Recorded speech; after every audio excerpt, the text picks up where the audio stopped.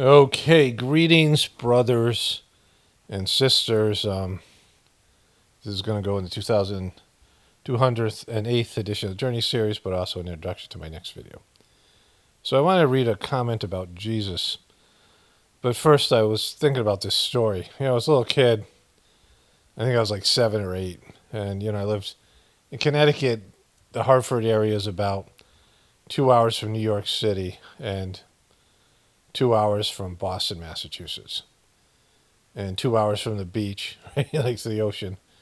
And so, it's like this small, dinky city that Hartford is the capital of Connecticut, small state, and near New York, Connecticut is there's a real wealthy areas, but also really bad, impoverished cities.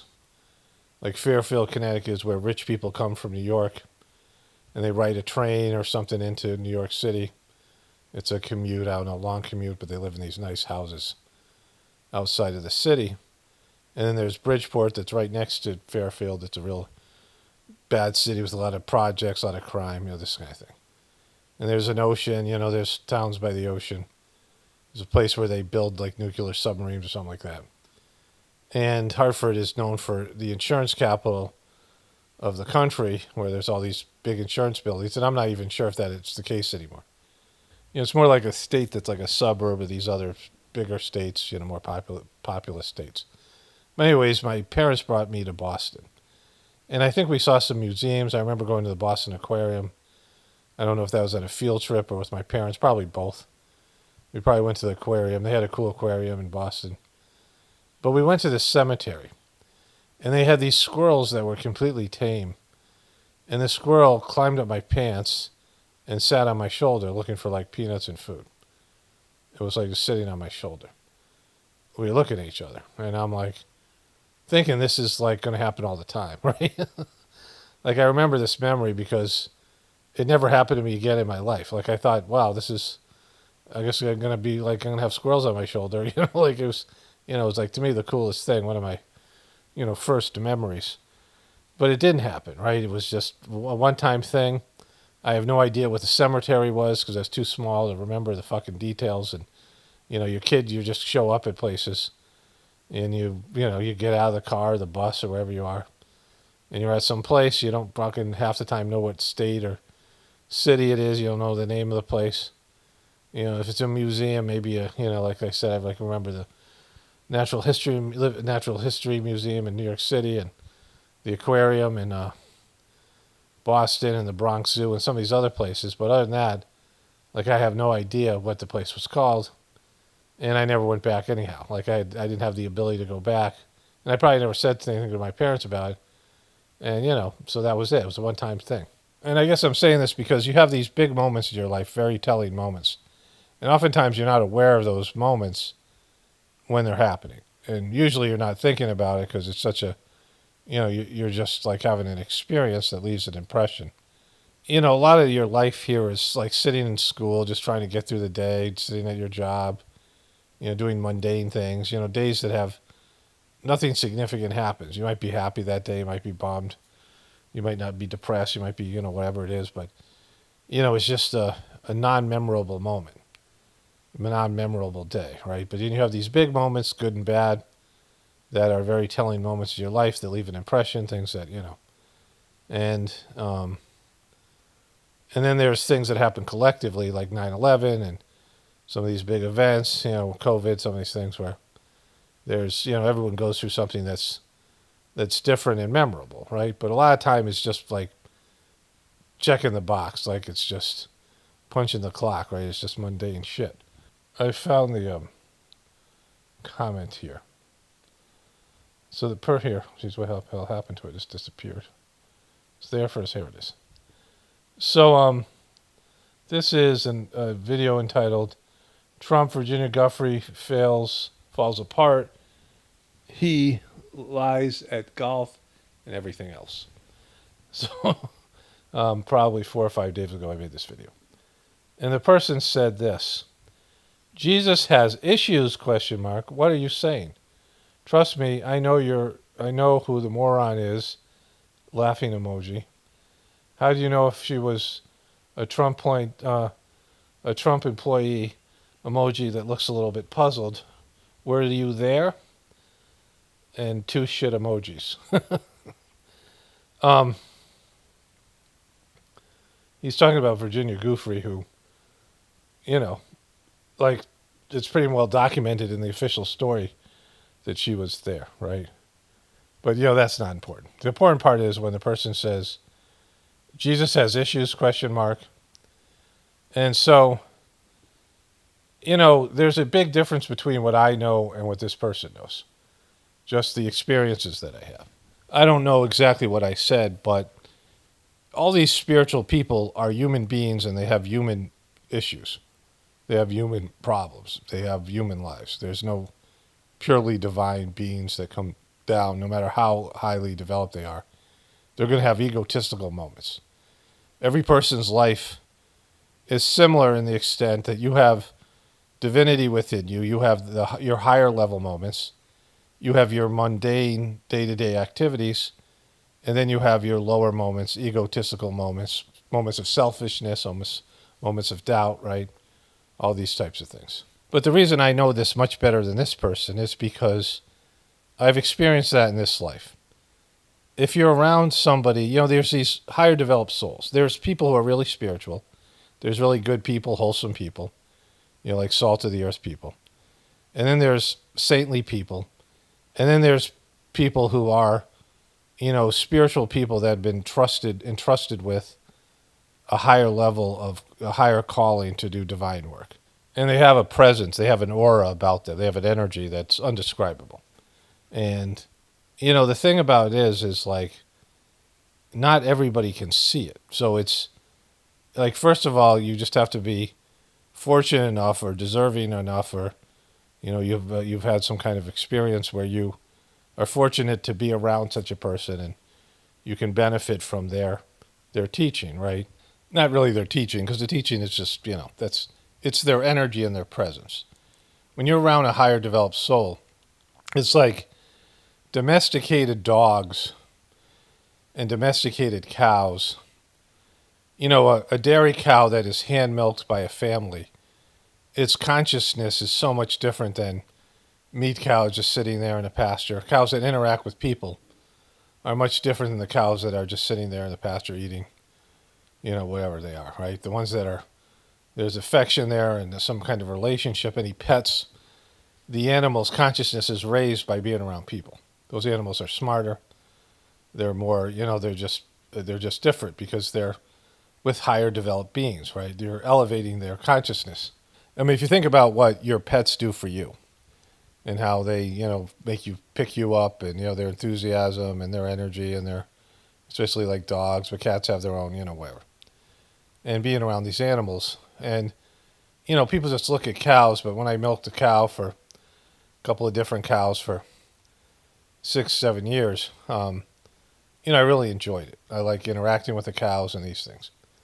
And there's an exchange of energy. And, there's a level of, where those cows will have a better chance of being, cows and dogs and pets have a better chance of incarnating as a human next life than other animals. It's the transmigration of the soul.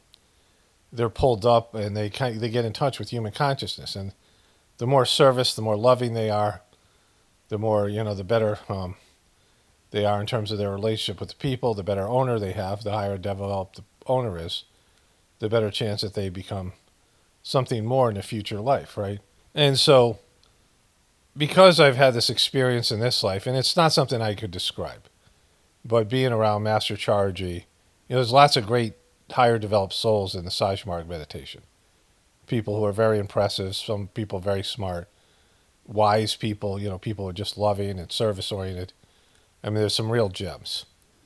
And, they're all great. Like there's a guy, one time Charji came to Texas. There were a lot of rich Indians who had good jobs. They came over from India and they got good jobs and they're millionaires. They lived in these McMansions. And a lot of them lived in Texas. They built like a retreat center there, and Charji went there a couple of times. And, they had these gatherings there, impromptu. I was in New Mexico. and I flew over. And then there was a time when I was married and Chargy came to Texas. And my family and I stayed with this guy. His name was Bajan Bujaj. And he's just some old Indian guy that you wouldn't think twice about. But being in his house and being around him, I'm like, oh, this guy's a fucking saint. Like you could just feel the energy in his house. It was just a spiritual condition.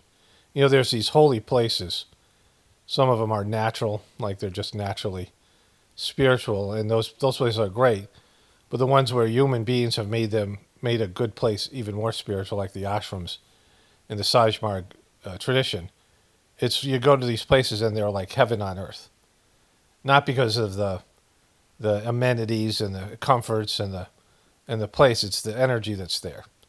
And these spiritual gatherings, the energy is even more heavenly. And there are people who have houses and they have these places that, they just live in the neighborhood somewhere and they've created that condition in their house. And this guy and his wife, I was like, oh, these are amazing, practitioners of Sajmarg system, amazingly spiritual people. And very humble, like just like somebody you wouldn't even notice, right? Just doing hard work thanklessly without people knowing it and just, being just good spiritual people, right? And they rented out this little temple, like there was no ashram there, and they rented out some Hindu temple that had a place, where a couple hundred people could sit for meditation. And Chargy, the master, was there, and he decided to leave one day. And they made an announcement, please don't follow him. Because people are always following him around, like the energy he exuded, and just people want to spend time with him. And he was very accommodating to people, more so than, most people would be, because he was a people person. But there are times he just wanted to go about his business. And he went to leave, and there was a guy who was, there's different preceptors in the Sajmarg system. There's a provisional preceptor, and then there's these guys called full preceptors. When I mean guys, I mean men and women. They could be full preceptors. Some women were full preceptors. But there was one full preceptor in all of America, and he was going to give a sitting. And, it was a sitting where Chargy was present in the city, and it was part of the gathering. And they had ordered, like, catered meal. The people that lived there, they ordered a catered meal from an Indian restaurant, like for, 200-300 people. And everybody just took off and started following Chargy. Like the place emptied out. And they're just following around in a fucking car when he asked not to do it, right? There's a lot of fucking just like, shit like that went on I saw over the years. And I looked at this guy, Bajan Bujaj, who I knew. We were in Dallas, I think. Or Houston, maybe Houston, I'm not sure. Probably Dallas. But anyways, we went to, there's both these places. We went to Austin, Dallas, and Houston, and San Antonio too, I guess. And he was begging people to stay. We got food and there's a sitting, just humble and just, I felt so bad for him. And they paid for this big meal and there's just going to be thrown away and these people are just chasing Chargy down. There's no way there was going to be a line. It's not like a fucking funeral procession. There was about, 15, 20, 30 cars following him. And, there's no way everybody could fucking keep up with him. It was bad, and he requested that people didn't, it was a whole thing.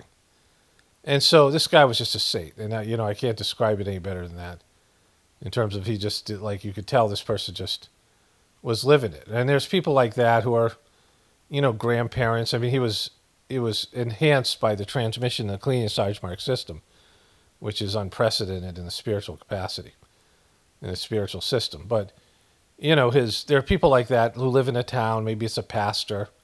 Maybe it's a couple of old people, grandparents. And you go over their house and you just feel good. And they're really into God and they have service and they're just polite, nice people. And they uplift people in their small area. And then there's people who have a bigger calling and they have more of a following. And they have this, higher energy. And then there's, people who, it just goes up and there's different kinds of these like cosmic functionaries that do spiritual work. And it's based in your willingness to serve, your willingness to be devoted to God, your capacity to do the work, and the capacity, for the energy to pass through you. And, then there's these generational spiritual talents. And they're, human beings who are given these positions. And when you come into contact with them, if you're sensitive to it and you're like you have enough consciousness yourself, you can see it, right? You can feel it, you can experience it, you get it. Like you're like, wow, this person's on a whole different level. They're just on a different level. And those people have human moments. They have moments of doubt. They have anger. They have human emotions. They have an ego that sometimes rebels. They get mad at God sometimes. They get mad at their spiritual master, whatever it is. They have their moments.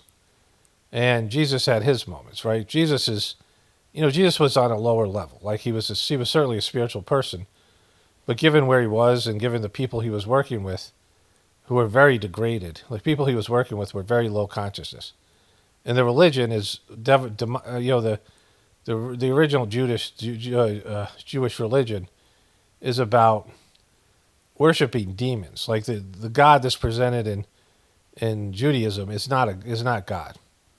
It's a demon. Like it's a fucking narcissistic demon, the God of the Old Testament. And the people at that time it's a low consciousness people that they couldn't understand that divinity was in them. Like that's like Jesus's big teaching was the kingdom of heaven is within. And people couldn't even they couldn't even get a whiff of that. They had it's a very simple thing for lots of people to understand that God's within you. But lots of people means 5 or 10% of the population really understand what that means. Like it's sad, but that's the case. So we were talking about, millions of people, but certainly not billions of people. Like I don't think there's a billion of people who can understand that God is inside of them. And, in a real way. That God is within you and me and everything, and God is all pervading. This abstract idea of God, people can't understand it. And certainly embrace it. People really can't understand that they have a soul, have some sort of soul consciousness. And so Jesus was, assigned to a degraded group of people, and that's why his religion has been pervaded in such a materialistic way. And, it's become like pretty much non-spiritual. I mean, if you're really spiritual and you do the religion and you hook up with you connect with the higher consciousness, you connect with Jesus on the soul level, you can become a saint, like a, low-level saint.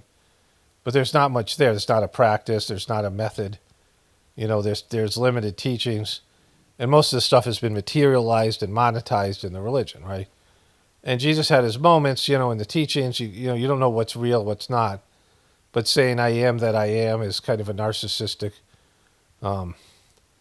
It's an I statement. I am that I am. I am that I am. This thing. It's an I thing. There's no I in spirituality. Father, why hath thou forsaken me? Being killed by all those low life people out there, and being turned on by his disciples.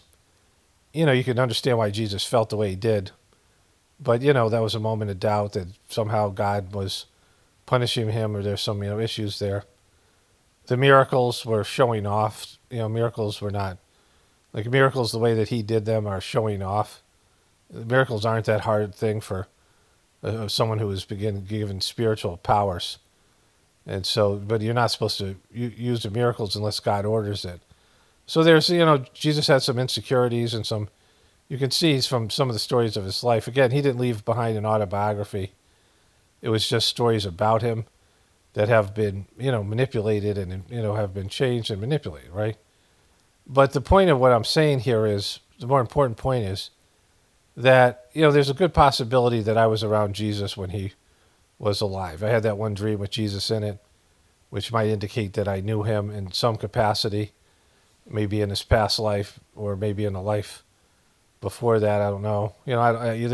Past lives are always, there was a time where like celebrities started to get into past lives. Remember when I was a kid, Shirley MacLaine, the actress, started saying that she was some great person. Like people always want to be some great person in a past life. They want to, and that's not if you're a great person, the spiritual people are usually not remembered. And so if you were a big ego person, a celebrity, a famous person, you were Cleopatra or fucking somebody, you were Henry VIII or, whatever it is, some big time, king, Alexander the Great or something. It doesn't mean shit in this life. It doesn't mean anything. It doesn't mean that you were President Lincoln or, fucking somebody great, whatever. You were Elvis, whatever. it doesn't matter. Like, it's just, it's your spiritual lives that really are important. But the possibility is there for me that I might have had a past life with Jesus. I certainly had a past life with Master Chargy, and he was St. Paul in a previous life. And so, maybe I shared a life with him then. It doesn't, maybe non-specific. He was also a Native American, so maybe, something like that. But I had been around spiritual people before. I had been around some of these higher developed souls. I have a past life memory from the Mahabharata. I was, possibly a very significant character in the Mahabharata. So I was around Krishna and some of these other ones, right? But, going back to this comment, let me look up the comment here, where the person says, Jesus had issues? What are you saying? Trust me, I know who the moron is, meaning me. How do you know if she was Trump's employee? Were you there? And the two shits emojis. I guess the piles of shit aimed at me in some way. Either saying I'm a pile of shit or by whatever it is. But I know this person wasn't around Jesus. I know this person's got low energy and low consciousness because they think Trump is one of these guys. There's people who have a little bit of charisma. There's energy around Trump. There's energy at a Trump rally. And if you live a low vibrational existence and you're a low consciousness fuck, you go to a Trump rally or you go to WWE type of event, you go to a football game that has, there's an energy like in a really good football game or basketball game or these things. And, there's there's an energy that you can feel at a concert. Music can take you to a, different sort of plane of existence, especially if you're using drugs and alcohols. You can have these moments. But they're materialistic things. You can take ayahuasca or some of these things. And some of these, that alter your consciousness. But these are all materialistic. They're all material experiences. They might be sublime. They might be something profound. A lot of times it's very mental. And so you feel like you're in a higher group of people. Like if you go to a Trump rally and there's a lot of energy there and you're feeling camaraderie with the other people and woo, Trump, woo, all that kind of bullshit. And you can feel the energy, you feel alive, but Trump's a fucking scoundrel. He's a dumbass, right? He's nothing. He's not a fucking iconic saintly person. He's not even a good leader. He's a fucking flim-flam man, and he's been able to put on a good show for these dumbasses, low consciousness people, and for them, it's all that they can perceive, right? But it's very limited, right? I was probably Trump 10,000 years ago. Like I had a life like this, what Trump is doing, and so it's not a good life. Something you have to make amends for, right? Like you got to 12-step it, like in a spiritual level. You have to, you have to redeem yourself from unless you're performing a role for God, as some kind of you're here doing some kind of work for God and you're playing a role of a villain. But Trump isn't there's a lot of bad kings. There are a lot of people who got power and abused it and lived shitty lives. And they're not to be worshipped, they're not to be looked up to. Even though they have a lot of material energy, they have a lot of stuff around them. The president, the presidency itself carries this, this energy. Like it's like this. I mean, there's an energy that goes with the presidency. There's it's a position. And the person with the president, they have this sort of entourage. They have this energy, just like the king and the queen. And these people, they have some of this energy, but it's not spiritual energy. It's not the energy of a master or saint or a higher developed soul. But for a lot of people, it's all that they can see. It's all that they can see. That's what they look up to. They look up to celebrities. So celebrities have a charisma and an energy. They come in with an entourage and, they have this, this materialistic energy, but it's nothing. And these people who, that's all they can perceive or see, that's whatever. But it's just low. It's a low level consciousness, right? Like you could have been born, this person could have been born and known who Jesus was as Jesus. And if you knew Jesus, you wouldn't accept the Jesus that's presented by religion. You would be pissed off. You would feel it. Like if you were a person who had a past life with Jesus or even with other spiritual beings, you would see that what they're doing with Jesus as a brand is bullshit, right? It's degraded. It's degrading Jesus' life. It's using Jesus' name to do horrible shit. It's tricking people and using Jesus' teachings to monetize his teachings and take advantage of people. It's fucking bullshit, right? And most of these people, like there's a country song where this guy said, "I wish I would have liked to know what it was to meet Jesus." Well, you could have been there in a past life, but if you were, you wouldn't see him, right?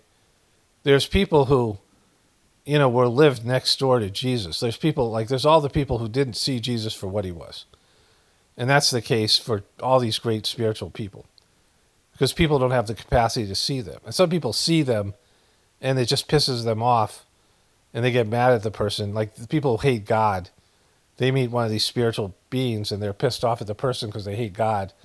They meet a saint, they meet a holy person, they see a beautiful temple or ashram or church or something that has a lot of spiritual energy. There's a lot of God energy in it, and they want to burn it down, right? There's people who are just they hate God so much, but they can feel God, so they're even kind of worse. They know God's there, they just don't want to. They just can't get over their own anger and hatred and their own bullshit, right? But there's lots of people who just can't see it or feel it. They just don't know it. It's just beyond them. And that's okay if that's where you were at, but it's fucking it's. I mean, you're not living like you're just a fucking animal. Like you're not even living a human life, right? If you can't feel God's energy, if you don't have the ability for abstract thought, you haven't entered into anything that would resemble what a human being's higher nature. You're just not there. Like you just don't get it. And so, of course, you're going to walk around and like people are going to say shit, and you're just not going to understand it because you're too fucking stupid, right? Like again, I'm not saying stupid as a derogatory. You're just low level consciousness. Like you just don't have the. That's why I don't present shit for dumbasses, right? Like this is not. There's so much there's so much content out there for dumbasses, like dumb fucks, and I don't present that here, right? There's people who live next to Babaji. Babaji, the second master of the Sajmark system. He had the best spiritual life, and again, this is you can believe it or not, but this is my understanding of it. Like he had the greatest spiritual life of any person. Very humble, nothing that people would, nothing that would make him famous or, materialistically satisfactory. But like the people who were around him, he was just a simple Yoda-like person. But not like Yoda's just a fictional character, but he had this this very humble 5 foot tall guy, and the people in the village he lived in Shah Jahanpur thought he was like an idiot. His mom thought he was like an idiot. She was always bragging on him, and he was, he had ascended to high spiritual levels, so they couldn't fucking see it, right? And people started to recognize him, and they started coming from Europe, and like important people started coming to his shitty little house in a shitty little village. And his neighbors didn't know what the fuck was going on. They're like, you're looking for this idiot, right?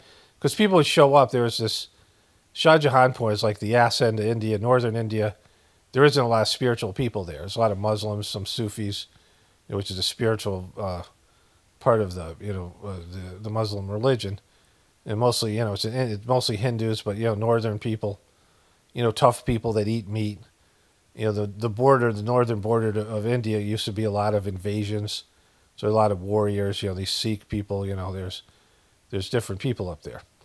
And they're not known. The caste that Babaji came from, it's the Brahmin caste that Charji, his successor, would come from southern India. Brahmin is a very spiritual, religious, intellectual caste of people. But Babaji's caste, it begins with a K. I really can't pronounce it. But his caste is not known for producing gurus. And he started to have these people come to his house. And when you had to travel, like back in 1970, 1970s, the late 70s, 70s and 60s to see him, these hippies started to find him in Shah Jahanpur. And they'd have to go to New Delhi by plane and take a fucking train. And it would arrive at Shah Jahanpur at like 2 a.m.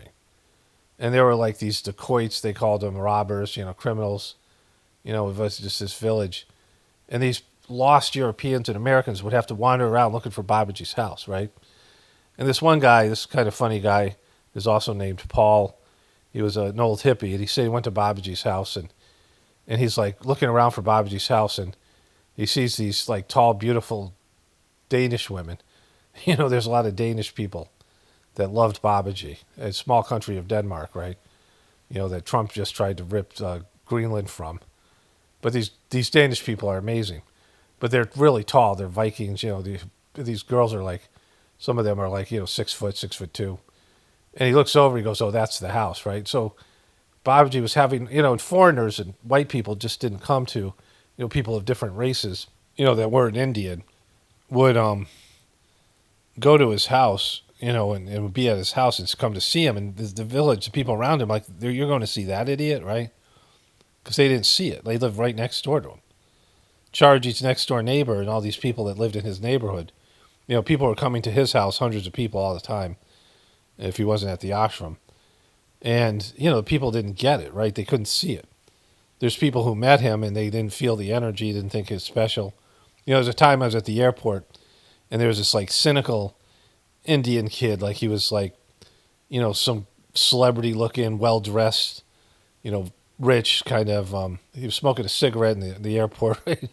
And he comes next to me because like I'm about, I'm a little bit older than him, but we're similar ages. And he's wondering, like, there's all these people around Charji. He's sitting there, and this third master Sajmark system. And he goes, who's that guy? And I'm like, he's a spiritual master. And he goes, oh, he's a scammer. And he sits there for a couple of minutes. We had a little conversation. Then he gets up and walks away. He didn't feel it. He was hoping it was a celebrity, right? He was hoping it was somebody important. But anyways, just to get back to the original point of this thing, when you have experiences of real spiritual people, like you see that there's people who function on a different level, they have a different relationship with God, and they have a different energy, and they have a different consciousness, and they're on a whole different level, maybe multiple different levels. And when you experience this, it just changes you. It changes you in a way that, I can't even describe. Because you now know that you've witnessed what a human being can become. And you now know that you're supposed to be doing that same thing. Like you're supposed to be going up to a higher level, right? And although they have human moments, they're big decisions, they're big tendencies. When they make a mistake, it's usually thoughts and words, not actions. They don't steal. So, Daji, the clown, the moron that's taken over the Sajmark system, the heartfulness thing that he's created. He's a rare case that just has done stupid fucking, really stupid shit, criminal shit. Like he's involved in criminal fucking behavior. Like and he was saintly. He was a spiritual person. I went back when I knew him. But he had these tendencies and he didn't take care of them. And he became master of the system, and these tendencies overwhelmed him. They were emboldened by the spiritual power. That's the other reason. These saintly people, they often fall because they have these hidden tendencies, and when they're given power, these tendencies grow within them and they can't control them. And they succumb to their lower tendencies. And a lot of people go through this. A lot of people are, it's like an alcoholic, a drug addict who has wrecked their life, and they destroyed all the relationship with their family members, and they get it together. They really want to sober up, and they really do great things. Like they're just getting better, and they're winning everybody's trust back, and they're putting they're getting their shit together, they're getting their life back. And then some few things happen, or maybe they just can't handle it, and they just start drinking again. Like just when it looked like they were gonna conquer their issues, they don't do it, right? But there are people who have reached high spiritual levels, and all of us have that potential in us, but most people just aren't interested. And until that changes, humanity's fucked. All this stuff that I talk about in my videos, it's meaningless, because there's one thing that people will not do, and that's to embrace the divinity within them. They won't relinquish their ego's control over their lives and their pleasure and pain lives, and the materialistic lives that focus completely on materialism and material happiness, sensory stimulation, and not on serving God and finding out what their soul's path is, and to live a life of their a spiritual life. And I see it all the time. People flirt with it. They kind of get it. They try a little bit, and then, they just succumb to their bit near their lower selves. And as long as that's the case, there's no, this is all fucking silly. All this stuff means nothing. It's just egos run amok. And eventually the system will collapse, and, because it's a system that's hurting people's ability to connect with the divinity within them and to rise up to a higher level. And then people will be given a second opportunity, or a 100th opportunity, whatever. At some point, it'll be like, fuck these guys, and it'll be it for humanity, and they'll try something else. Anyways, let's get into the other stuff here. Okay, so today is Friday. I can't believe this week went by that fast. I've been in kind of a daze. Today's August 8th. There's a full moon tonight. I know that because my wife and I were going to do a parasite cleanse, and the best time to do it is during a full moon. But we ended up not being able to do it because of just everything. I've been kind of a daze for, since the gathering and the antibiotics and everything else. But the time is just flying by. But anyways, let's just get started here. It's Mika. Let's start here with Mika. House Oversight Committee has issued subpoenas for several former government officials, including attorneys general, FBI directors, former President Bill Clinton, former Secretary of State Hillary Clinton, to discuss matters related to Jeffrey Epstein. But as Joe detailed, the committee has not subpoenaed Alex Acosta, the former U.S. attorney for the Southern District of Florida, behind the secret non-prosecution agreement that was reached with Epstein in 2008. Acosta also served as President Trump's labor secretary. So when they announced this yesterday, I only heard, when I was covering this yesterday, I only heard the Democrats. It was a joint, the Republicans and Democrats decided to subpoena these people. And I was wondering why they subpoenaed... the subpoena looked like Trump's dream list of who to subpoena. And then because I only half pay attention. The stuff that's going on, like I cover it differently than other people because it is just the evidence of the inevitable collapse of our civilization. The idiocracy, the incompetence, every part about it. And one of the things that nobody talks about is that they don't care anymore what they look like to American people. Trump specifically, and Trump really cares about himself and his people, how they view him.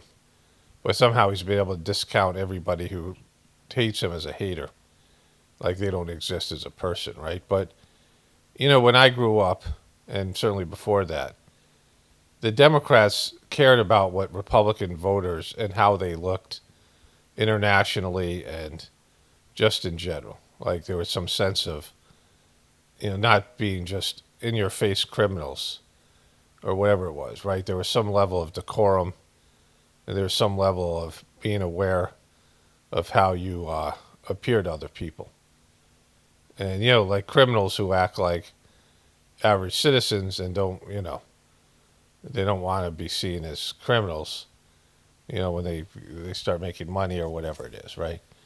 They want to, be seen as something else, right? Something like legitimate businessmen. There was a time when this guy Dodgy, who runs the Heartfulness thing, one of my viewers was talking about how, there was a sense that I was hoping that he would come clean and admit that he was scamming this. They had this Brighter Minds scam, which I've talked about, where this thing went around India. It was called the midbrain activation scam. And one of the kids that hung out with my son, one of my kids, he was a kid that my family knew, did this Brighter Minds scam, and he went to this guy Dodgy, who was the fourth master of the Sage-Mark system, and he showed Dodgy. He demonstrated it, but he didn't tell Dodgy it was a fucking fake, that you peek through blindfolds, like you were looking through a blindfold. And, they blindfolded kids, and the kids pretended that they were, somehow had, through doing stupid exercises like rubbing your belly and tapping your head, could rearrange their brain so they could smell colors. They could see with their sense of touch and smell and hearing. And it's a very fucking goofy thing. And Dodgy fell for it. And, at some point he must have realized he'd been duped, but by that time he would embarrass himself so bad, he had to keep on going. And I was talking about, like, I'd hoped that he'd man up and fucking just admit that he'd been duped. And one of my viewers said she dated an Indian guy some years ago. She was from, like, Australia or something like that. And that the guy didn't want to lose face so much. He didn't want to lose face that it became impossible. The relationship became impossible because of the cultural differences. And, you have that where people don't want to lose face. Trump is struggling right now with his base. But, like, other than that, they don't care about it so much. Like, it doesn't matter to you. It doesn't matter what, like, people think about you. This is the new politics. And when we lose that, then they can pretty much do whatever they want once they're in power. Because as much as you might hate the Republicans or, lose faith in the Republican Party, what are you going to do? Vote for Kamala Harris? So, like, they've got it wired in that both parties suck so bad that they can do blatant shit. And people are so stupid anyway that most of them don't know, don't see what you're doing, that they've lost any sort of, it doesn't matter anymore. And so, once that happens, that's like a check and a balance, that people would not cross the line of what something will look publicly. And once they don't care about that, like once you lose that, you don't care about what other people think about you, there's a freedom there. And it's a good freedom if you're doing good things. Like if you're doing the things that are good. Like if you're, if society and the social constructs, the social fucking rules and laws of society are preventing you from doing something great, and especially on a spiritual level. Like if you're able to not care what people think about you leaving your religion, or your atheistic liberal people, who are, when you embrace God and they're like fucking looking down on you or whatever, or scientists in the scientific community all, who all have this, they have this. It's a very shame-based culture. This is, the culture of scientists.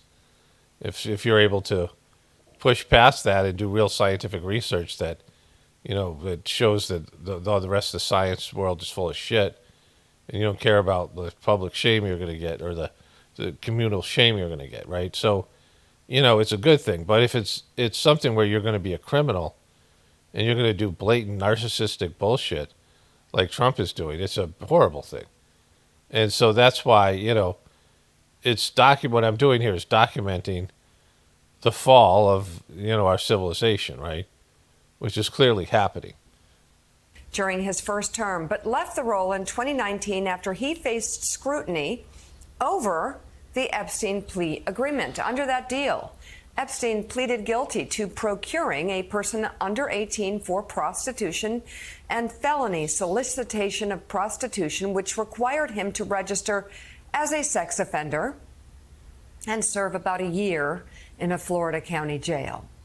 He was then able to leave the jail almost daily for work and was allowed to have his own private security detail behind bars.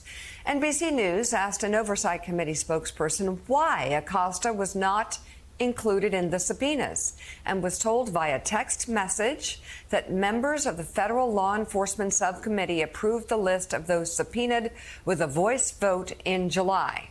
It's not really an answer. Joining us now, former state attorney for Palm Beach County, Florida, Dave Ehrenberg. Dave, so many questions. I'll let you take it where you think it should go, and what stands out to you here. But I also wonder, how much control can the Oversight Committee or Pam Bondi's office or Todd Blanche have over the information surrounding Jeffrey Epstein, it seems to me that if you subpoena some people, they certainly can make comments that are very interesting to the Oversight Committee. Good to be with you, Mika. And I think Joe made a good point that he said that this list came from the legal advisor called Arnold the Pig. I don't think that anyone, though, gave Comer legal advice. I think this list was developed by a political advisor. It just looks like Comer threw darts at a list of Trump's enemies from both sides of the aisle. Like, why is Hillary Clinton on the list? What does she have to do with this? Bob Mueller? Bob Mueller, who Trump hates. Well, it's the list is there to try to bring all the people who were the base, who want to see Bill Clinton. Like Bill Clinton was a big whale for the Trumpers and the Cubies. The people who are obsessed with Epstein, the Clintons, and Bill Clinton was probably the number one person, I would assume, that they wanted to see. He went to the island multiple times. At least that's what, I don't know if that's true or not. That's what they believe. Trump said it, So going after Bill Clinton, he was hoping that they'd focus on him and not Trump anymore. But the reality of the thing is, who gives a shit about Bill Clinton? Like, Hillary's more hated. But, Hillary Clinton certainly didn't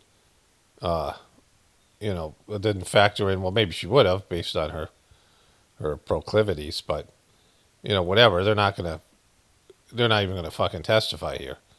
So this thing is, Trump is doing anything to try to change the focus on him, but he keeps on saying stupid shit, and the number one thing he says is a hoax. By saying it's a hoax, you're fucking saying to all those people that you're full of shit. You're crazy conspiracy theorists, and I never was with you. I never believed what you guys believe, and I just used you. I mean, that's what they're going to hear, and like fucking, they're used to hearing shit like that. It's taken them a while to digest it. And they also hear that he sounds so fucking guilty, right? And so everything he does is try to deflect, and it's not working. And it's, and the mainstream media who never wanted this, I mean, every time they talk about it, when they mention the list and say just because you're on the list doesn't mean you're guilty. That's what the MSNBC and CNN always say. Because they know that the intelligence community has, or at least, their bosses know, the intelligence community wanted this story to die. And if the CIA is telling these guys to stop fucking covering something, they stop covering something. Or never cover it. They never covered it. But now it's focused on Trump. They can make it just about Trump. Trump's making himself look guilty on a list in a file that's never going to be released. And if it is released, it'll be so heavily redacted that it's not going to satisfy anyone. Because they don't tell you the fucking truth. Like, everyone should know that by now, that the government never tells you the truth. And, there's bigger truths. Like, if the Epstein thing, if you knew everything about Epstein, you knew about every fucking person in the government, you knew exactly what it was, you knew about the Mossad, and people know this already. You kind of know it already. You know it but all the stuff that you believe was confirmed. That it was Mossad and CIA, and he was blackmailing these people, and you knew that everything that he influenced, everything that is Israel influenced, and everything that was done on his behalf, that he did for Israel and the intelligence community, and all the things, and all the ways it hurt you, and the ways that this was manipulated, and it just got into how evil it was. Like, every little detail was revealed. It wouldn't change a fucking thing. Right? That's what people don't realize. And it's not going to make you fucking happy. Like, people were happy who hated Trump for, a week after Biden beat Trump? When Biden was president, all the Democrats.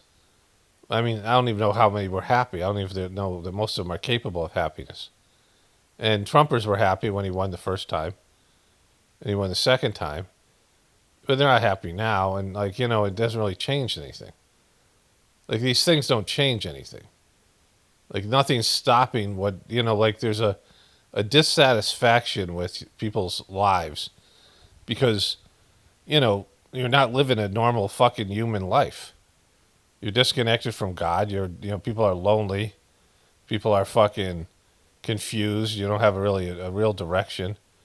Society is just corrupt, and even with all the material pleasures, like how many people are happy? How many happy people you know? And happiness is never the goal of human life. But in that, people aren't happy, and so they want things, and then they get them, and they're like, I mean, your favorite team wins the Super Bowl.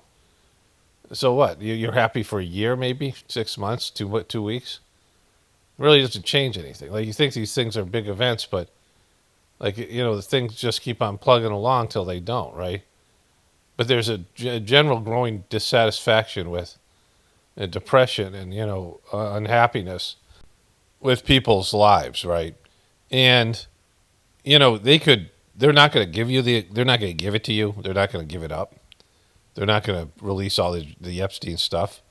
But if they did, people would misunderstand it. They wouldn't know how it applied to them. They wouldn't really, they'd all focus on certain things. I mean, it was just, if you look at the fact that Trump was always there as Jeffrey Epstein's buddy. He was always there. Like I knew it years and years ago, before Epstein became a real story.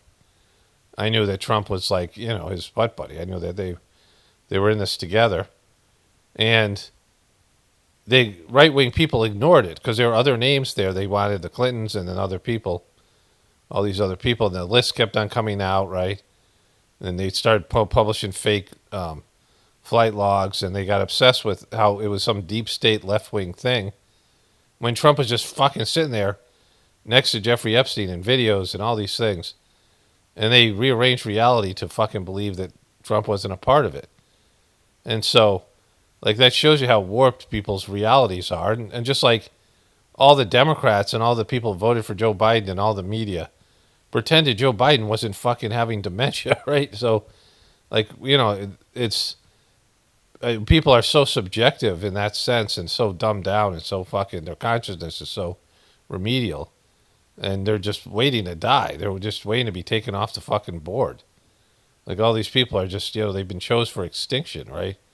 They have no consciousness. There's no upward movement. There's no, self-improvement, some spiritual goal, right? Some way to justify their existence. They're just walking around banging into shit. So, the whole thing is, anyways. It was the FBI director at the time, but he had nothing to do with the non-prosecution agreement. You know who did? Alex Acosta, but he's not on the list, as you correctly noted. Of course, Trump's not on the list either. And as far as what kind of effect it could have upon testimony and evidence, I don't think this list has any effect at all, because I wouldn't expect Bill Clinton or anyone else to testify. Like, why is Jeff Sessions on there? Alberto Gonzalez and William Barr. I mean, so, they said that the Clintons, no one's going to testify. Like, why would they? Like, they're just throwing shit up on the wall, right? Anytime soon. They're going to fight it out in court or ignore the subpoenas altogether, like Jim Jordan ignored his subpoena from the January 6th committee and got away with it. A strategy of delay here, working things through the court, would probably work because the Democrats are expected to take over the House next November, and that would shut this whole thing down. That's important because the Democrats don't give a shit about this, right? Like, this is a nothing burger in terms of they're never releasing the information. You're never going to get to the bottom of it. And, like, what people should be able to do is what I say all the time here. You don't need confirmation of the truth from the media and the government. In fact, they're never going to confirm the truth. You have to figure out your own way of seeing the truth. You have to hone your ability to just see it. Like, it's just so obvious. Like, in terms of the show, like, there's a deeper level here, but, like, on the deepest level, there's some spiritual shit happening, right? There's God's plan. And being able to see what God's plan is. And I said, I titled the video, "Why Would God Want to Save Our Civilization?"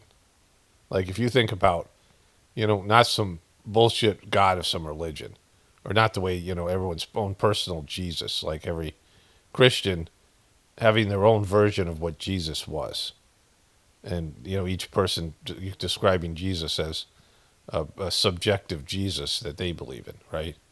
Like this way that, but God as a essence of, the highest level that you can live on a spiritual level, like the best version of yourself, and what God would want, right? What God would want in terms of efficiency. One of the great teachings of the Sage-Mark system, the third master defined morality as the proper allocation of resources.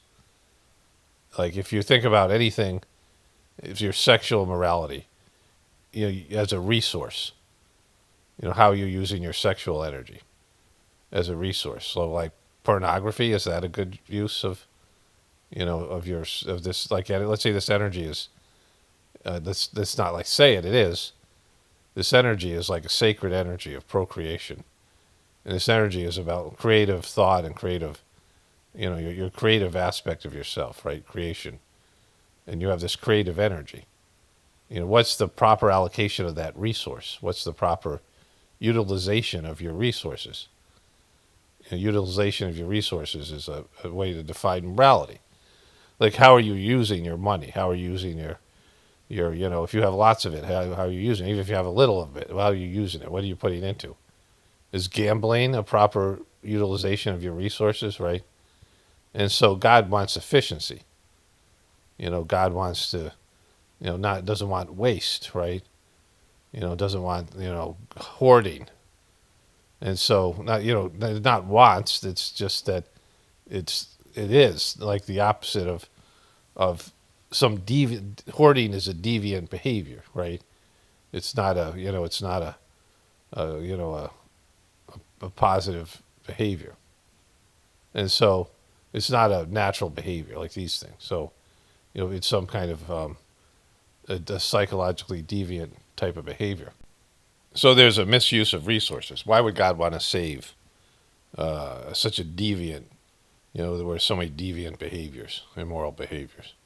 And not Christian immorality, but, not religious immorality, but true immorality, right? Where, people are living unnatural lives and selfish existence, an ego-driven existence. So, it's silly to think that anything in our society is worth saving in terms of the, like there's things that are good about it, but as a whole, it can't fucking remain, right? It can't exist. It's too, it's like when you think about the opposite of, if a moral system is like a perpetual motion machine.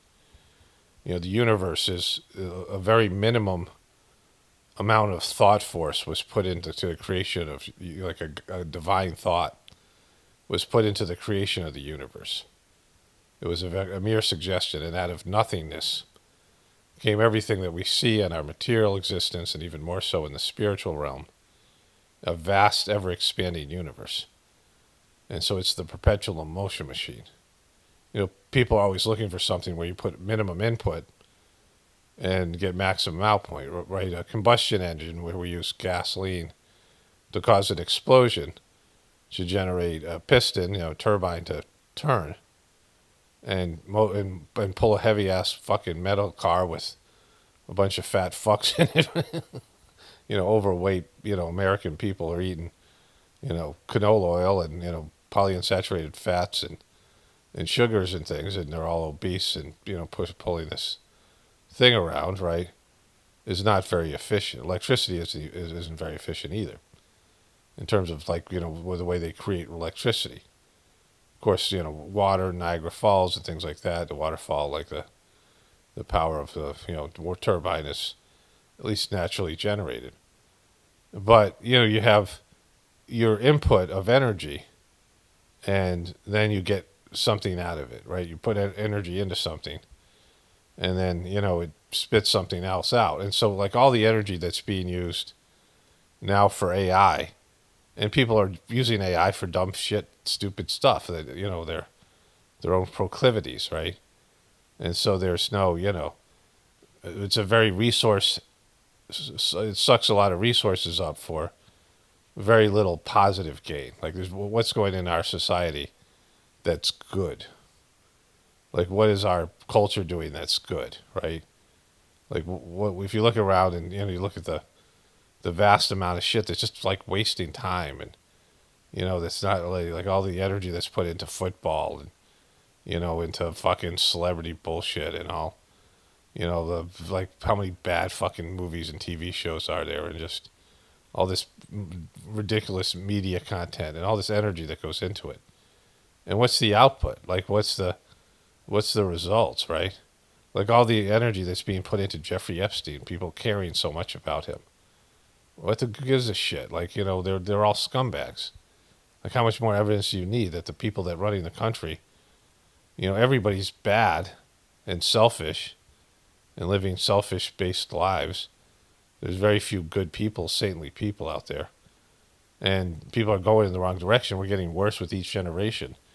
And the politicians and the celebrities and the people who are, on top of the pyramid are the worst of the worst. They're just, they're just bad people with more resources and more indulgences, right? Like, how much more information you fucking need, like, to see that we're fucked. We're going in the wrong direction. We're going, God is in one direction and we're running the other fucking direction, right? Seems like political theater here by politicians who badly want to change the subject. Yeah, Dave, I was just going to ask you, it seems almost impossible to imagine Bill Clinton sitting for a subpoena in the situation. I mean, there's zero upside, and there's probably zero that Congress can do to compel him to do so. So what is the objective here? Just really to run out the clock? Because that seems foolish. Yeah, that's pretty much all of the things. That's the objective all the time. If people are seeking the truth, they just have ways to, just so much disinformation is out there already. People believe a bunch of bullshit about the whole Epstein thing. It's kind of funny to see it collapsing and people not knowing what to do about it, right? Trump not knowing what to do about it. Trumpers not knowing what to do about it. When, their illusions and their delusions about him collapse. So let me just, I'm editing. I just want to add something here. You have basically two options, right? These are the two options. That the Epstein story isn't real. That, you can make a case that everything isn't real, the whole Maya illusion simulation thing, but that's not what I'm talking about. In terms of what we call reality, that the Epstein thing has always been a distraction, and there's nothing really there. There's no clients, Epstein doesn't even exist, whatever, right? Just, some level of it being a fake conspiracy theory, which really, that's not really, that's the lesser of the two options. It's not really plausible because he got arrested, served time, he got a cushy deal, and not only did they give immunity to him, but all of his clients. And so, right there, that's kind of blows up that idea. So the other option is that this involves important government officials as well as agencies like CIA and Mossad, and that they can't allow the information. It's like one of the things they can't allow you to see because it would change everyone's understanding. And I don't think it really would because people are dumb fucks and they're asleep and they'll rearrange things in whatever convenient way. But this information would be so damaging to various powerful entities that they can never let it get out, right? So that, those are your two choices. And either way, you ain't getting the truth, right? Because if they've been playing you the whole time, it's not even a real thing. They ain't telling you that. They are telling you that because that's what Kash Patel and Pranhuiti and them are saying. There's nothing here. And so, and Trump has got to be involved because the guy's fucking keeps on saying shit that would indicate that he's up on the list. Everything that Trump is saying is indicating that he's implicated. And everything they're doing is that Trump's implicated. So there's no way Trump's going to release something that implicates him with Jeffrey Epstein. Every other thing, as suspicious as you are, as disappointed as you are, it's not as bad as what's in there, right? Because, anything that links Trump to Epstein in any real way, it's already out there. There are already plenty of things that link him, is going to, it would destroy him with his base, and then he'd be done. So anyway, there's nothing here, right? There's nothing. There's no way they're going to release this information. That should be clear to everybody, because they would have already did it, and they both, the Democrats and Republicans, have never been serious about releasing the information. So that should tell you everything you need to know. All right, let's move on to Ari Miebler. With the Epstein uproar continuing, new details today that undercut White House claims as well as fueling more questions. NBC News reporting top officials did huddle last night specifically to discuss the Epstein scandal and what they will do about ongoing questions and transparency, something that VP Vance basically all but denied yesterday. Maybe Trump officials are rattled. Maybe Of course they did. So we're going to get to this thing. I want to show they're going to show the clip here in a moment. So we have to suffer through a little bit of Ari Miebler. But, of course they did. Of course they fucking did, right? But meetings aren't going to do shit, right? Because, one of the things I love is when people realize they're fucked. I mean, I love it in my own life where you're just like, oh, this is just going to go this way. When you're truly, there's no options. There's no available options. You just got to eat shit, right? It's just, America, we're all suffering that. Like, Americans, I've already gone through this personally, so it's funnier to me because most of the rest of you don't realize that there's no option. There's no fucking saving a society we're 100% dependent on. There's no fucking saving it, right? So, it's just, you can just enjoy the collapse because it's funny, the apocalypse. That's why I call it the apocalypse. Because it's, there's a lot of humor in it, and there's a lot of truth. And it's a lot of people realizing they're full of shit. It's just they've been believing things that are, completely off base. And they've lived lives that are, I guess for me, because of the spiritual aspect, and spirituality is just the choice to connect to the divinity within you and serve that divinity to whatever level you can do that. It can be an all-encompassing commitment to God and doing God's work, or it could just be, a small flirtation with this and just sticking your toe in the water or the ocean, just feeling it out and starting a relationship with divinity, with the divinity within you. But either way, it's another option. Then life is about something else. Life becomes about your soul's path and not the mundane material goals that are connected to your system, your current, economic system, your government, your social system. Everyone's goals are related to a system that's collapsing. And so for you to reach your goals, the system has to stay. And your goal could just live a happy retirement, have happy and healthy kids. Whatever. And have them all be, functional. All the things that people think about. They don't have to be big goals, but pretty much every goal now is contingent on the systems remaining in place. Almost everything that you think about in terms of life and your desires for your future are tied to the system doing all the things that the system does, that the grocery stores will be full of food and there'll be, law and order, and there'll be, whatever, just all the things that people think about. Not chaos and not war and not, that you can drink the water and you can have, water pumped into your house and all the things our society does. Running water in our house and, food in our grocery stores and clean air and, the air that you can go outside and breathe and, all the electricity and things and all the stuff that you have and gas for your car, electricity for your house, these things. And that the infrastructure is there, the roads, and, you can go from place to place. You can communicate with people. You can go on the internet. You can, talk to your families. You can, whatever it might be. And that all that stuff's going to be here forever, and it's not. At some point, it's disappearing, or it's already changing. The AI's changed it. So even those kind of things. But then there's a time where, hey, guess what? You don't have electricity every day anymore. Or at all. So this kind of thing. And so I know that stuff's coming. It's inevitable. And so whether we see it in our lifetimes or not, that's I mean, it used to be more debatable than it is now, but I think it's going to be relatively soon. And once these things happen, massive population reduction, all these types of things, like all the things that change, how you live your day-to-day life. I don't even know why I started talking about this. And so, yeah, so if you view it that way, it just becomes a show, and you accept that you're fucked.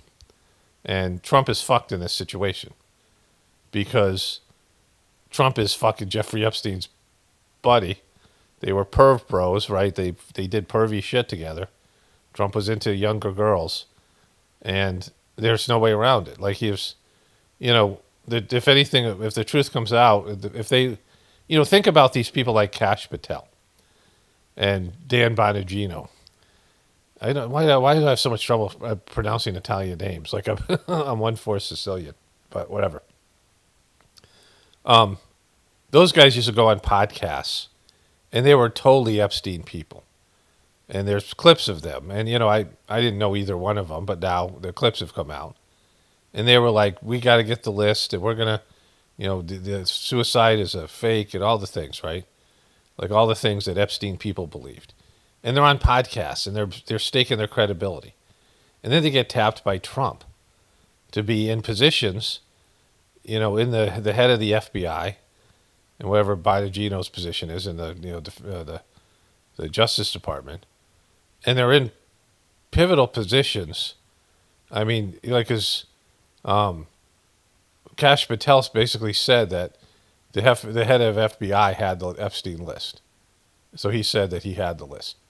The other guy, the guy before him, the guy under Biden. And so when he was then the guy that had the list, he's going to release the list, right? And then he comes out and says, oh, there's no list, there's no suicide, and he's like been Stepford Wives, right? If you ever seen this movie, Stepford Wives, the original one, not the one with Nicole Kidman, the one that was years and years ago, where these guys were replacing their wives with robots. And the wives did everything, they were robot wives. They didn't have personalities. They didn't have autonomy. Like, he became a Stepford wife. Like, he became like, oh, there's no list. He committed suicide. Like, he was going on Joe Rogan, these other shows, after he had staked his credibility on the Epstein thing. And he comes back out, and he's just like, he's just like stared into the abyss, and he's like half dead, right? He's a Palantir, right? The Lord of the Rings. And he's like a zombie now, right? And he can't admit that fucking this thing all leads back to Trump. And so, for whatever way this plays out, the Republicans are fucked, right? Like, they know they're fucked, and there's no strategy you're going to come out. The strategy is to go turn back the clock and tell Trump not to fucking fuck around with Jeffrey Epstein. They don't have one story to tell. The meeting followed that messaging from the president, who handed the mic to Vice President Vance, who said they weren't going to be doing that kind of meeting, called that fake news. But the reporting says that Attorney I want to show you that clip. That's why I'm showing you the rest of this. General Bondi and FBI Director Patel were there, and that this occurred different than some of the initial reports, ultimately at the White House. Now, if the location changed, but the topics and meeting participants stayed the same, it looks like basically the core point of the early reporting that they were so quick to deny, that there was a kind of high-level emergency Epstein meeting, still happened. Now, here's Vance and Trump, as mentioned.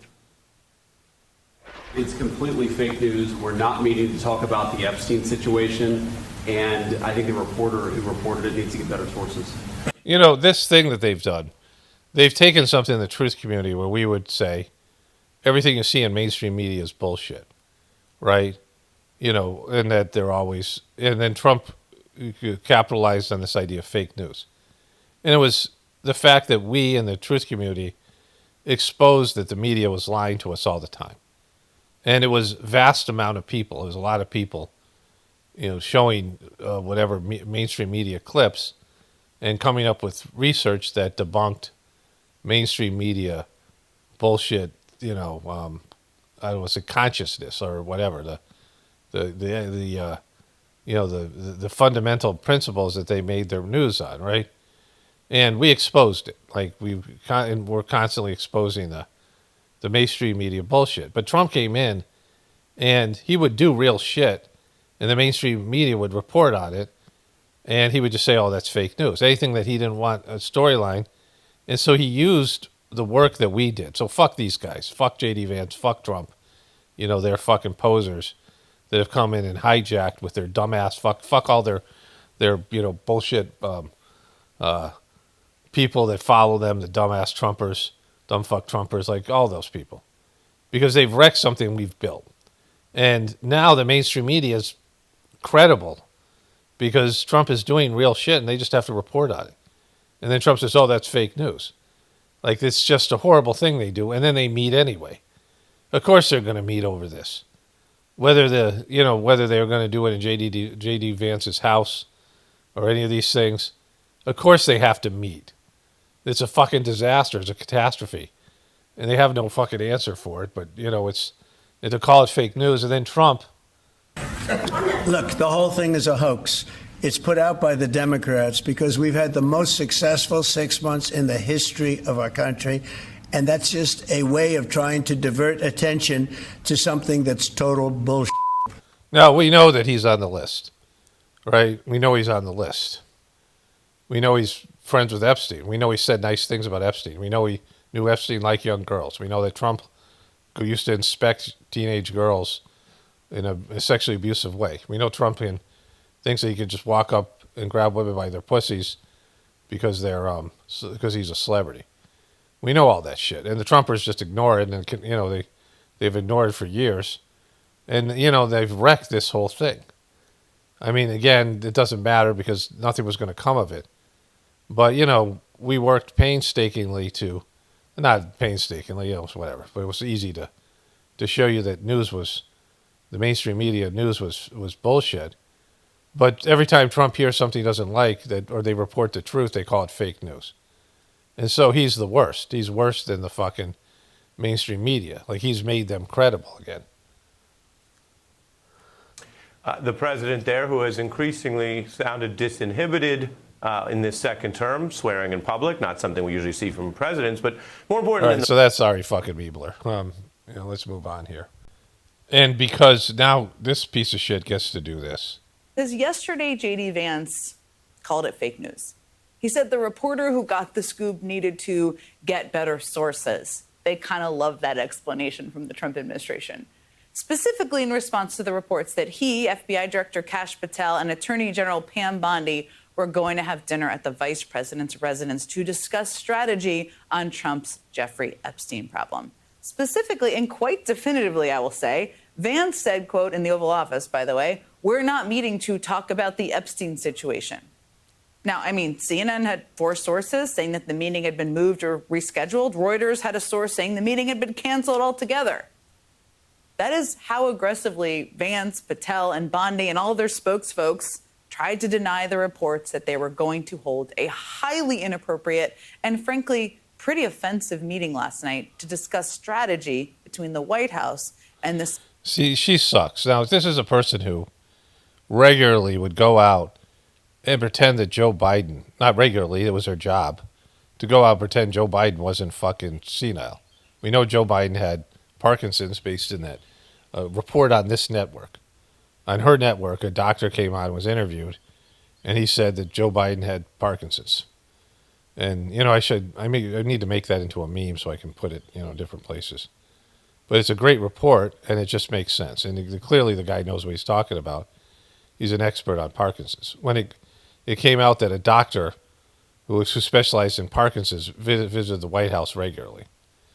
But either, whether it's Parkinson's or not, it is Parkinson's. But Joe Biden clearly had dementia. And then they just released that he had stage 4 prostate cancer. And, he just didn't get that either.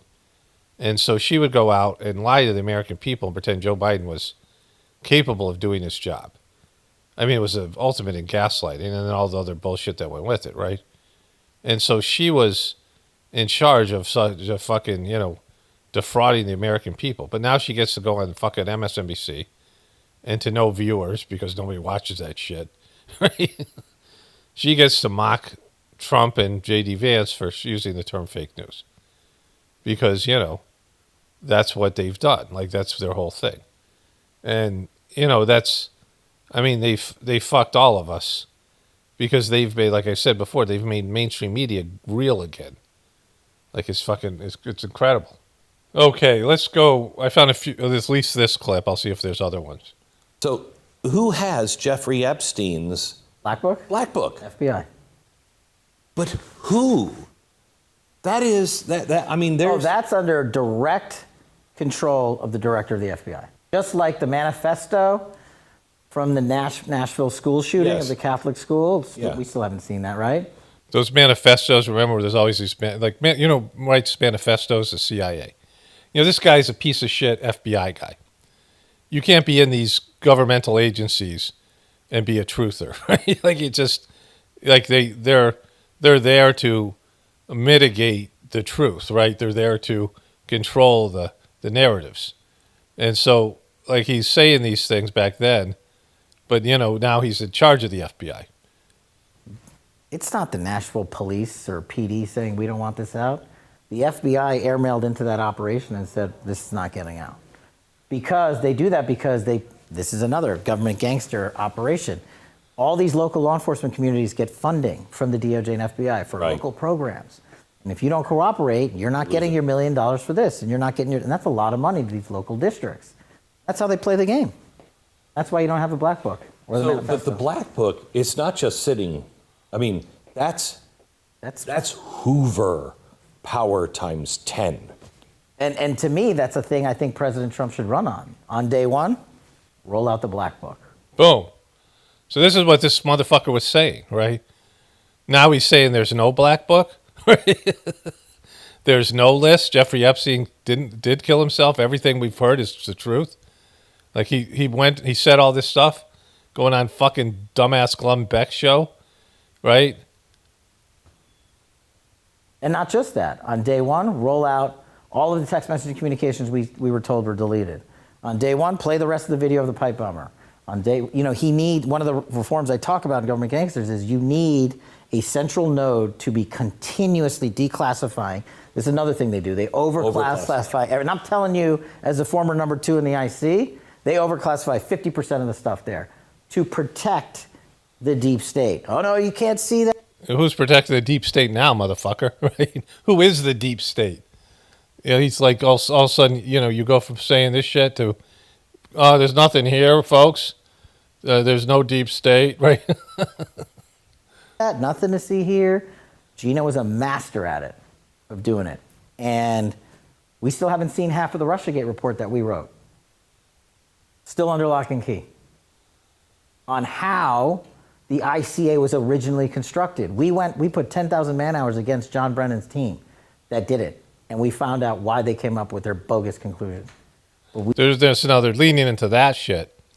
They're going after Russiagate, but they're ignoring Epstein. Why is that? Why has Russiagate become a huge thing? I'll show you that next. And I didn't plan this. I have it next anyway. I didn't plan this. I just decided to look up Kash Patel. I didn't know I didn't watch this already. Look at this motherfucker. Look at these eyes. Look at this fucking. We couldn't sell it to the world because we couldn't talk about it, and the government gangsters came in and buried it. Government gangsters. All of these things, there needs to be a continuing central power, whether it's the White House or offsite, that says every request that comes in, just right out the door, as long as it's not a major threat to national security. So then, boom. There's zero threat to national security unless the government is involved with Epstein. Unless the CIA and Mossad and Trump are all implicated, then it's a threat, right? Then all of a sudden, boom. So look at this motherfucker, right? And he was saying this all over the place. He had a podcast. He had all these other things. He was going on podcasts, right-wing podcasts, talking about Epstein. So let's go to this thing now, the thing they do want to talk about, which is like a fucking nothing burger. So this is from 4 or 5 days ago, and I'm glad I waited because it's just the timing here is perfect. President Trump's political retribution taking a new turn. A source confirms to CNN that Attorney General Pam Bondi has directed federal prosecutors to launch a grand jury investigation into members of the Obama administration over the 2016 Russia investigation. The probe comes after Director of National Intelligence Tulsi Gabbard declassified documents that she says shows Obama administration officials manufactured intelligence to make it look like Russia interfered in the 2016 election. A review of that investigation shows Gabbard's claims conflate and misrepresent some of what the intel community actually concluded. With us now, CNN legal analyst Joey Jackson. Counselor, thank you for being with us. First, the basics. What does it mean if Pam Bondi is launching a grand jury investigation? What it means is... Okay, so we don't need to know what it means because it's fucking... Nobody gives a shit, right? So this would be one thing. Trump wouldn't have done this if the Epstein thing had happened. I mean, or something else. Like, this is him trying to change the narrative, like he does, masterfully.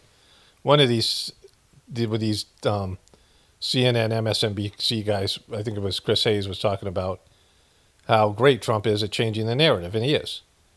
Trump is great, and, part of it is new shit is happening every day. Like, Trump is causing scandal after scandal, causing chaos and drama after drama. And so, or just the world in general. Sometimes it has nothing to do with him. And so people are just programmed, like the new way that people view news, and especially young people, but everybody, is a story has a shelf life of about a week. And then they want to move on to something else. I mean, the best stories. Some stories have, they're a one-day thing. And there's so much happening. And so little happening, too. It's just all fluff. It's it's non-consequential.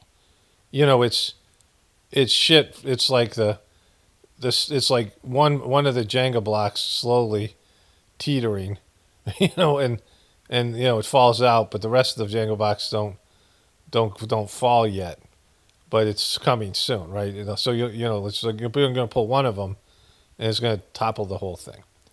But you're not, we haven't reached that point yet. But, his doing this is just political distraction. And nobody fucking gives a shit about it, right? Like maybe some hardcore Trumpers, but it's not going to have any fucking, and it's always going to be the thing that Trump's trying to do to get away from his Epstein exposure. And it just shows you like the whole thing is just an absolute joke. It's all political theater. And, the Democrats and the liberal media have nothing to say about this. Number one, they ignored the Epstein story until it involved Trump. And number two, they had a fucking president that had fucking Parkinson's, right? And so, it's just all fucking, it's a joke. Anyways, let me wrap this one up here. Only spirituality will save this world. It's Paul Romano, definitely reporting from the Apocalypse and the Ascension. Everyone have a blessed day and be grateful.